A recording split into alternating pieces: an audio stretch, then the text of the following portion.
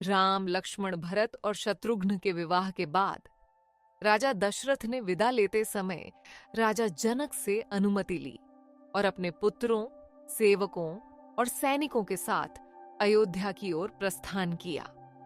मार्ग में अचानक क्षत्रियों का मानमर्दन करने वाले जटाजूट धारण किए और पर्वत के समान दुर्जेय तेजोमय भृगुकुल नंदन परशुराम उनके मार्ग में प्रकट हुए। राजा दशरथ और उनके साथ आए महर्षियों ने परशुराम का स्वागत किया, लेकिन परशुराम ने सीधे राम से संवाद किया। उन्होंने कहा कि उन्हें भगवान शिव के धनुष के टूटने का समाचार मिल गया है। इसे सुनकर वे अत्यंत क्रोधित हुए और बदले में एक अन्य उत्तम वैष्णव धनुष लेकर आए। उन्होंने राम को चुनौती देते हुए कहा, यदि तुम में शक्ति है तो इस धनुष पर बाण चढ़ाओ और अपना बल प्रदर्शित करो। इसके बाद मैं तुम्हारे पराक्रम की परीक्षा एक द्वंद्व युद्ध में लूंगा।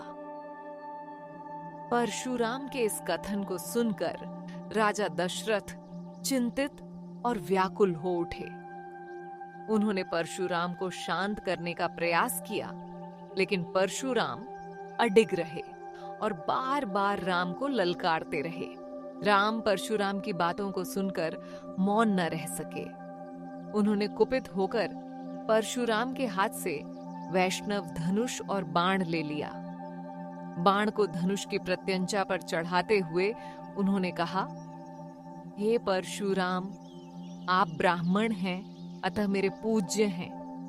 आपका रिश्ता महर्षि विश्वामित्र से भी है, इसलिए मैं आप पर यह प्राण संहारक बाण नहीं छोड़ सकता, किंतु इस बाण का लक्ष्य अवश्य कोई बनेगा। राम ने उस बाण से परशुराम के तपस्या से अर्जित सभी पुण्य लोकों को नष्ट कर दिया। इस घटना के बाद परशुराम का वैष्णवी तेज राम में विलीन हो गया। परशुराम ने अपने पराजय को स्वीकार कर महेंद्र पर्वत की ओर प्रस्थान किया।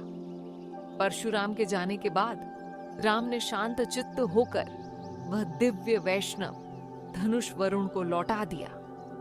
उन्होंने वशिष्ठ और अन्य महर्षियों का प्रणाम किया और फिर अपने पिता, भाइयों और समस्त सेना के साथ अयोध्या की ओर प्रस्थान किया।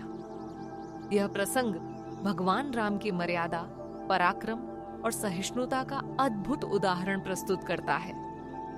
राम ने परशुराम जैसे महान योद्धा और तपस्वी को हराकर भी उनके प्रति आदर बनाए रखा, जो उनकी महानता और दिव्यता को दर्शाता है।